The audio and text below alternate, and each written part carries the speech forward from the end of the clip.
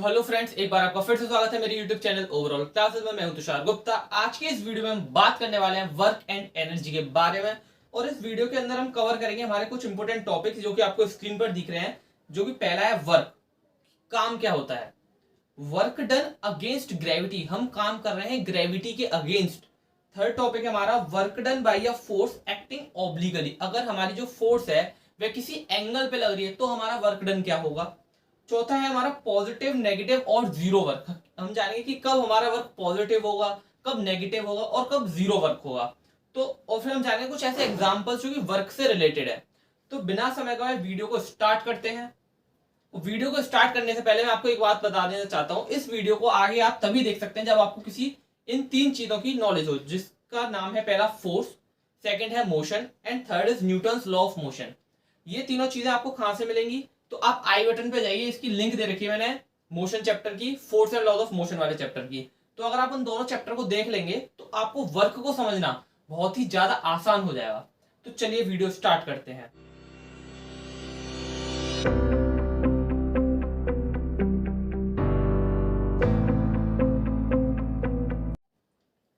तो जैसा कि आपको स्क्रीन पर दो इमेजेस दिख रही हैं, पहली इमेज में क्या है, एक मैन है जो कि इस वॉल पर क्या लगा रहा है, फोर्स लगा रहा है। सेकंड सिचुएशन में क्या है, एक हॉर्स कार्ट है जो कि इस एरो वाली डायरेक्शन की तरफ मोशन कर रही है। तो ये कैसे पता चलेगा कि पहली वाली सिचुएशन में वर्क हो रहा है या नहीं हो रहा है, या दूसरी वाली सिचुएशन में वर्क हो रहा है नहीं हो रहा। तो आज इन्हीं सब चीजों के बारे में हम डिस्कस कर रहे हैं, ठीक है। तो सबसे पहला वाला पॉइंट आता है कि whenever a force makes a body move then the work is set to be done, for doing work energy is required. ये बोल रहा है। तो ये क्या कहना चाह रहा है, ये पॉइंट ये कह रहा है कि अगर किसी बॉडी पर फोर्स लग रहा है, अगर किसी बॉडी पर फोर्स लग रहा है और उस फोर्स के लगने के बाद वह बॉडी मोशन करे, वह बॉडी मूव करे या मोशन करे, तो उस बॉडी ने क्या किया है, वर्क किया है। तो उस बॉडी ने क्या किया, वर्क किया। मतलब मैं ये कह सकता हूं ये एक हमारी बॉडी है, इस बॉडी ने पर कुछ फोर्स लगा, उस फोर्स से कुछ मोशन हुआ। अब ये मोशन हुआ तो मोशन होगा तब हमारा क्या कहलाया जाएगा कि कुछ वर्क डन हुआ। अब ये वर्क हुआ तो हुआ तो किसी चीज कुछ खर्च तो होगा, क्या खर्च होगा, एनर्जी। इस वर्क को करने में जो लगा उसे हम बोलते हैं एनर्जी, ठीक है। तो एक तरह से मैंने आपको माइंड मैप बना दिया, आपको समझ पे आ रहा होगा कि अगर कोई बॉडी है उस पर फोर्स लगाई गई, उस फोर्स के लगने के बाद उस बॉडी ने क्या किया, मोशन किया। और जब मोशन होगा तो हम क्या कह सकते हैं कि इस बॉडी ने कुछ वर्क किया। अब वर्क किया तो इस बॉडी के पास इसकी तरफ से भी तो कुछ खर्च होगा, क्या खर्च होगा, इसकी एनर्जी खर्च होगी, ठीक है। ये हमारा पहला वाला पॉइंट बता रहा है, ठीक है। अगला पॉइंट क्या लिख रहा है, when work is done and equal amount of energy is used up. तो ये क्या कहना चाह रहा है, जितना वर्क तुम करोगे उतने अमाउंट में तुम एनर्जी खर्च करोगे। मतलब ये है कि वर्क डायरेक्टली इक्वल है किसके, एनर्जी के। अगर मैं जितना वर्क कर रहा हूं उतनी ही अमाउंट में मैं क्या खर्च कर रहा हूं, अपनी एनर्जी खर्च कर रहा हूं, ठीक है। जैसे आपने देखा होगा कि अगर आप शॉपिंग मॉल में जा रहे हो, आप शॉपिंग कर रहे हो, तो आप जितना चीजें खरीद रहे हो उतना तो आप पैसों को भी तो दे रहे हो, जितना आप चीजें खरीद रहे हो उतना ज्यादा आप खर्चा कर रहे हो। तो सिमिलरली जितना आप वर्क कर रहे हो उतनी ज्यादा आप एनर्जी खर्च कर रहे हो, ठीक है। ये हमारे दोनों पॉइंट्स हमें बता रहे हैं। हम बात करते हैं वर्क के बारे में, मतलब वर्क की प्रॉपर डेफिनेशन जो हमें पता होनी चाहिए अगर कोई हमसे पूछ रहा है तो work is done when a force produces motion. Work कब होता है, वर्क कब होता है, वर्क तब होता है जब कोई फोर्स प्रोड्यूस करे, क्या प्रोड्यूस करे, मोशन प्रोड्यूस करे, तब हम कहेंगे कि वर्क हो रहा है उस बॉडी के द्वारा। जैसे कि आपको मैं वीडियो चला के दिखाता हूं, इसमें क्या है, ये ट्रेन जो है आगे की तरफ मूव कर रही है। अब ट्रेन में क्या हो रहा है, ट्रेन में मोशन हो रहा है, फोर्स लगा रहा है कौन, ट्रेन का इंजन। तो फोर्स लग रहा है, मोशन हो रहा है, तो क्या हो रहा है, वर्क हो रहा है। अब इसमें देखो आपको एक ये इंसान दिख रहा होगा, ये आदमी क्या है, ट्रेन में कूदने की कोशिश कर रहा है। तो आपको ऐसे कोशिश करनी नहीं है। अब सेकंड सिचुएशन आप देख रहे हो, एक और इमेज आपको दिख रही है स्क्रीन पर। इसमें क्या है, ये जो बंदा है ये क्या कर रहा है, स्टेयर्स पे चढ़ रहा है। तो इसमें भी क्या ये वर्क कर रहा है, बिल्कुल कर रहा है। क्या ये ऊपर की तरफ जा रहा है ना। अब चाहे वर्क मोशन जो है हॉरिजॉन्टल हो या मोशन वर्टिकली हो, मोशन तो हो रहा है ना उस बॉडी के थ्रू। ये जो बंदा है इसके थ्रू मोशन तो हो रहा है ना, ये ऊपर की तरफ जा तो रहा है, कुछ डिस्टेंस तो चल ही रहा है ना ये। अब यहाँ पर तो ये डिस्टेंस है, बट इस सिचुएशन में क्या आ गई, ये कुछ हाइट तो ट्रेवल कर रहा है। तो जब हम ये पढ़ेंगे motion work due to work done against gravity, तब हम ये वाली सिचुएशन को पढ़ेंगे। अभी हम डिस्टेंस हॉरिजॉन्टल मोशन की बात कर रहे हैं, ठीक है। तो अब जो हमारा वर्क है वो डिपेंड करता है दो फैक्टर्स पर। पहला फैक्टर क्या है, magnitude of the force. Second is distance through which the body move. तो पहला क्या है, कितने अमाउंट में फोर्स लग रहा है, मतलब फोर्स का मैग्नीट्यूड कितना है ये बता दो, कि कितना न्यूटन फोर्स लगा रहे हो। 4 न्यूटन फोर्स लगा रहे हो, x न्यूटन फोर्स लगा रहे हो, कितना फोर्स तुम लगा रहे हो ये बता दो। इस फैक्टर पे डिपेंड करेगा कौन, वर्क। सेकंड फैक्टर क्या है, पहला फैक्टर ये हो गया वर्क दो फैक्टर्स पर डिपेंड करता है, जैसे कि हमने देखा, पहला है मैग्नीट्यूड और सेकंड है डिस्टेंस। कितना डिस्टेंस कवर किया उस बॉडी ने इस फोर्स के मैग्नीट्यूड फोर्स के लगने के बाद। मैग्नीट्यूड किसका है, फोर्स का है, इस फोर्स के मैग्नीट्यूड, ठीक, इस फोर्स के लगने के बाद उस बॉडी ने कितना डिस्टेंस कवर किया, इन दो फैक्टर्स पर डिपेंड करता है हमारा वर्क। यही दो फैक्टर्स लिख रहे हैं आप, एक बार मैं फिर से पढ़ देता हूं। The work depends on two factors, first is the magnitude of the force and the second is distance through which the body moves, ठीक है। अब ये डायरेक्शन जो है फोर्स की डायरेक्शन में भी हो सकती है और फोर्स की डायरेक्शन के अपोजिट भी हो सकती है। तो इस बारे में हम आगे जब हम पॉजिटिव नेगेटिव और जीरो वर्क के बारे में पढ़ेंगे तब इसके बारे में जानेंगे कि जो डिस्टेंस है वह फोर्स की डायरेक्शन में है तो क्या होगा, और फोर्स की डायरेक्शन से अपोजिट है तो क्या होगा। अब हम बात कर रहे हैं वर्क की डेफिनेशन के बारे में, जो कि हमें एग्जाम में लिख के आनी है और जिससे हमें नंबर्स मिलेंगे, ठीक है। तो ये डेफिनेशन क्या है, work done in moving a body is equal to the product of force exerted on the body and the distance moved by the body in the direction of force।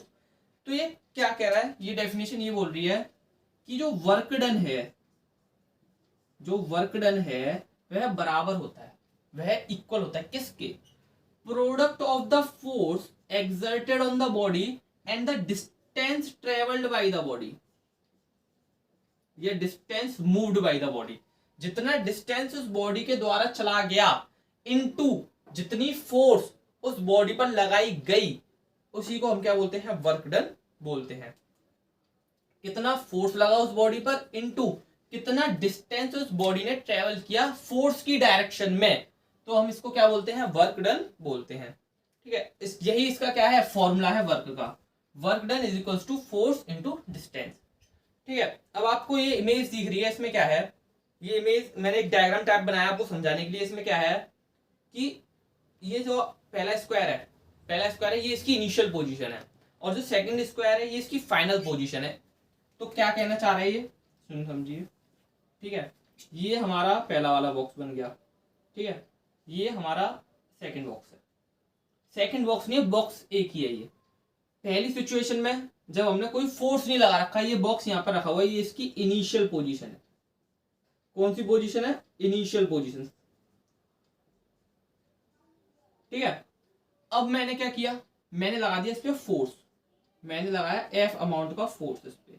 जैसे ही मैंने F amount का force लगाया, मैं इसको इधर से धक्का मारा तो ये आगे मोशन करेगा, ये कुछ, ये मोशन करके पहुंच गया इस पोजीशन, इस जगह पर, ठीक है। ये बॉक्स मोशन करके पहुंच गया यहाँ पर, तो ये क्या है, इसकी फाइनल पोजीशन। मोशन, इसने फोर्स लगने के बाद ये कहां पर पहुंच गया, अपनी इस पोजीशन पे पहुंच गया, जिसको मैं बोल रहा हूं फाइनल पोजीशन। तो ये पहले इस पॉइंट पे था, इस पॉइंट से यहां पर आ गया, तो इसने एस अमाउंट में क्या ट्रेवल किया, डिस्टेंस ट्रेवल किया, एस अमाउंट डिस्टेंस लिया इसने, ठीक है। हमने एफ अमाउंट का फोर्स लगाया, एस अमाउंट का इसने डिस्टेंस ट्रेवल किया इस फोर्स के लगने के बाद, तो ये यहाँ पर वर्क होगा, ये बराबर होगा एफ इंटू एस के, W इज इक्वल्स टू होगा F इंटू एस, ठीक है, where F is force, S is the distance travelled by the box, ठीक है।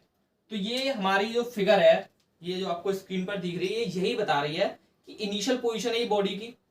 अब इस पर कुछ फोर्स लगा दिया तो इसने क्या किया, मोशन किया। अब मोशन किया तो ये अपनी फाइनल पोजीशन पे पहुंची, जो कि ये है। सिमिलरली आपको इसमें इमेज में दिख रही है। इन दोनों के बीच का जो डिस्टेंस है, जो इस बॉडी ने, इस स्क्वायर ने इस फोर्स के लगने के बाद ट्रेवल किया, वो है एस। तो वर्क कितना हो जाएगा, फोर्स इनटू डिस्टेंस।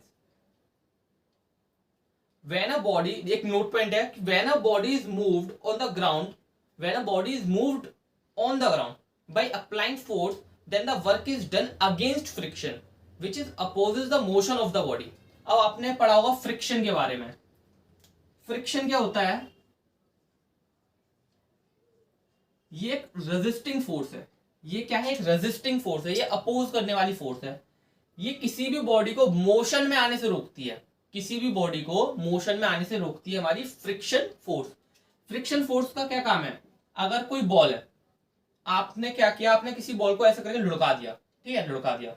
अब वो बॉल क्या है, कुछ टाइम के बाद जाके रुक जाती है। वो क्यों रुक गई, वो रुक गई फ्रिक्शन फोर्स के कारण, क्योंकि फ्रिक्शन फोर्स उस पर वर्क लगा रहा है कंटिन्यूअसली। कैसे भी मैं बॉल को मोशन करने से रोकूं, मोशन करने से रोकूं, ये काम होता है हमारा फ्रिक्शन फोर्स का। तो जो हमारा वर्क डन होता है, वो जो बॉडी मूव करती है फ्रिक्शन के अगेंस्ट वर्क करती है। ये हमें, ये वाला नोट पॉइंट जो है ये कहना चाह रहा है, अगर कोई बॉडी किसी ग्राउंड पर हम अप्लाई कर रहे हैं फोर्स और वो बॉडी कर रही है वर्क, तो वो जो वर्क होगा वो फ्रिक्शन के अगेंस्ट होगा, ठीक है। तो वर्क इज इक्वल्स टू होता है एफ इंटू एस, ये मैंने आपको बता दिया।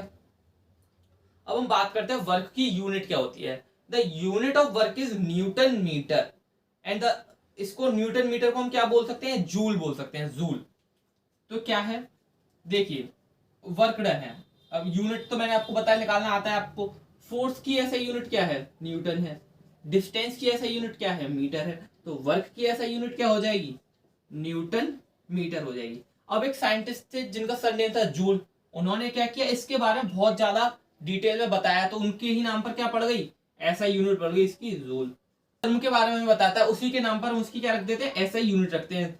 सिमिलरली आपने, जब मैंने आपको प्रेशर पढ़ाया था, उसमें मैंने आपको बताया था प्रेशर की ऐसा यूनिट क्या है, पास्कल है। ऐसे यहाँ पर वर्क की ऐसा यूनिट क्या है, जूल है। हम इसे न्यूटन मीटर भी बोल सकते हैं और जूल भी बोल सकते हैं। और हमारा नेक्स्ट पॉइंट क्या बता रहा है कि work is scalar quantity. Work कैसी क्वांटिटी है, स्केलर क्वांटिटी है। मैंने आपको मोशन वाला चैप्टर जब बताया था, तब मैंने आपको पढ़ाया था scalar quantities and vector quantities. तो स्केलर क्वांटिटीज ऐसी क्वांटिटीज होती हैं, स्केलर क्वांटिटीज ऐसी क्वांटिटीज होती हैं जिनके पास सिर्फ मैग्नीट्यूड होता है। अब मैग्नीट्यूड क्या चीज होती है, सिर्फ कितने अमाउंट में ये लग रही है, इनके पास कोई डायरेक्शन नहीं, किस डायरेक्शन में लग रही है, इन्हें कहते हैं स्केलर क्वांटिटीज। तो वर्क क्या है, एक स्केलर क्वांटिटी है। वर्क के पास क्या है, मैग्नीट्यूड है, बट कोई डायरेक्शन नहीं है, किसी भी डायरेक्शन में लग सकता है, ठीक है। अब हम बात करते हैं what is 1 joule work. 1 joule work कब होगा, when a force of 1 newton moves a body through a distance of 1 metre in its own direction, then the work is known as 1 joule work. क्या कह रहा है, हम बात कर रहे हैं 1 जूल वर्क के बारे में, ठीक है। अगर किसी बॉडी पर 1 न्यूटन फोर्स लगा, अगर किसी बॉडी पर 1 न्यूटन फोर्स लगा और उस बॉडी ने इस 1 न्यूटन फोर्स की वजह से 1 मीटर डिस्टेंस ट्रेवल किया, उस बॉडी ने 1 मीटर डिस्टेंस ट्रेवल किया, तो हम कह सकते हैं कि उस बॉडी ने 1 जूल वर्क किया। 1 जूल क्या किया, वर्क किया। तो क्योंकि वर्क का फॉर्मूला क्या है, एफ इंटू एस। हम बोल रहे हैं उसने फोर्स कितना लगा उस पर, 1 न्यूटन। डिस्टेंस कितनी ट्रेवल की है, 1 मीटर। तो वर्क कितना हो जाएगा, 1 न्यूटन मीटर बोल लो या 1 जूल बोल लो, बात दोनों ठीक है। तो उस बॉडी ने कितना वर्क किया, 1 न्यूटन मीटर या 1 जूल वर्क किया। तो यही बात ये बता रहा है कि when a force of 1 newton moves a body through a distance of 1 metre in its own direction, then the work is known as 1 joule work.